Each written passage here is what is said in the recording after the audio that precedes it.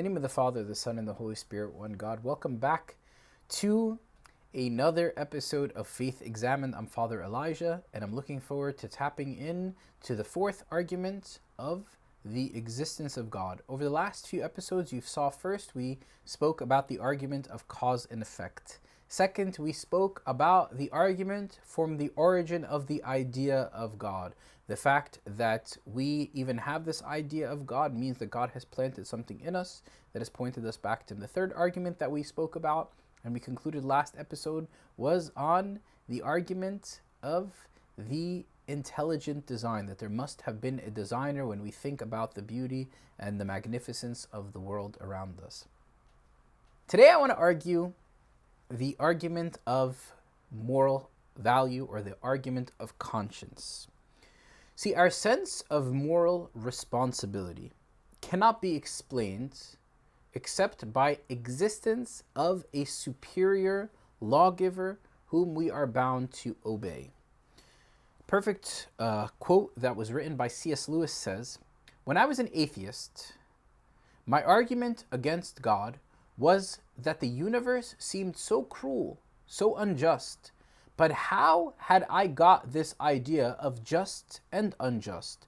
A man does not call a line crooked unless he has some idea of a straight one. The existence of a standard of morality requires the existence of a moral God. What else could set the standard?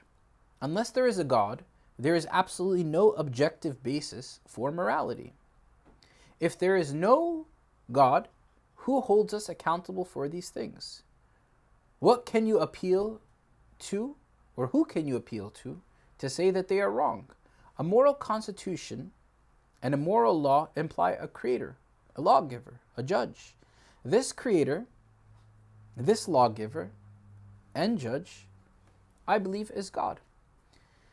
The very fact that we know what goodness is proves that there's an ultimate standard of goodness, right? You can't know that something is evil unless you have some ultimate measure of good. You cannot know that an exam, for example, when a kid takes an exam, you can't know that a failed exam, or like a 65, is a bad score unless you have an ultimate measure of what perfection is, which is this 100%.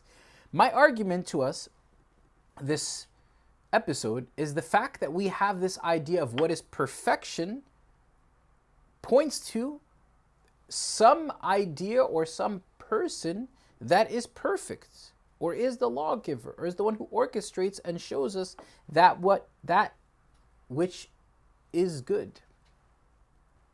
So if I have this straight line, I can't know it's straight unless I have something that's crooked.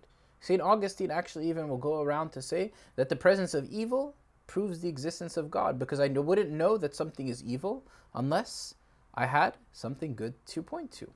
There has to be something perfect. In every situation in life, we have standards by which we know is good, we know is perfect, and that's what points us to the direction of how we ought to do things.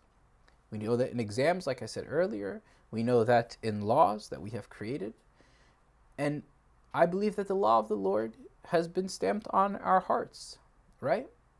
So I think the most important thing for us to realize today is when you say something is evil, how do you know that? Who told you that that was evil? Who told you that that was not, in certain civilizations, for example, in Nigeria, there was a period of time in which the society thought that having twins was evil. So what they would do is they would kill the babies. Now, how did they know that that was evil? It wasn't until a missionary named Mary Slessor went there and told them that this idea of killing twins was a bad idea because so and so and so, most particularly that so and so being the Lord himself, told us that all are created in the image of God and all have human dignity. See, if it wasn't for Mary Slessor having the direction of the truth of who God is, she wouldn't have even been able to point to those folks who were slaughtering their identical twins because they had this idea of evil. Now, we can't just say that something is based on how we feel or based on what we think.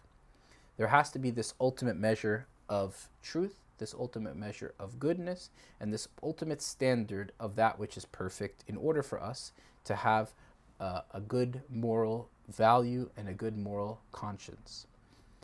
My argument is the fact that you know something is evil or the fact that you know something to good, there must have been an ultimate measure of that which is good in order to point to that which is evil. And I think that in itself points to God himself. I hope that that suffices for the fourth argument of the argument from moral conscience on the idea of why we believe that God exists. Hope to see you next time for Faith Examined. I'm your host, Father Elijah, and I look forward to seeing you. God bless you.